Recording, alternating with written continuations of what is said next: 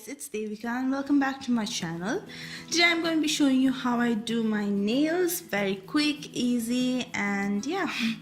So the first step that I'm going to be doing is I'm just going to be pushing back my cuticles. What this does is it just makes sure that the nails lie much more naturally on the original nails, and yeah, it just gives it much more of a cleaner look. And I'm also going to just clip away the excess cuticles and dry nails surrounding it.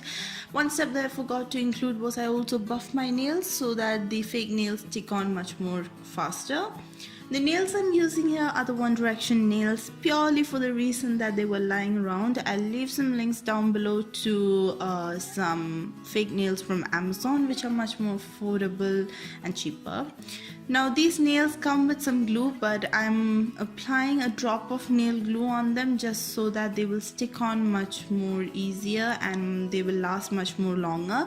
And I'm also pressing them down for about 10 seconds, and after that I'm just going to apply some nail polish. The nail polish here that I'm using is the Sally Hansen Miracle Gel nail polish.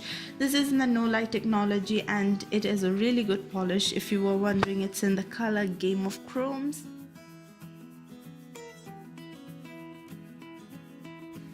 After letting them dry out for about 5 minutes and what seems like an eternity, I like to apply one more coat just to ensure that everything is nice and locked up. And yes, this is a glitter polish, but it's not the chunky glitter, it's much more of a finer one. And also please excuse the mehendi design on my hand, which is holding on for dear life.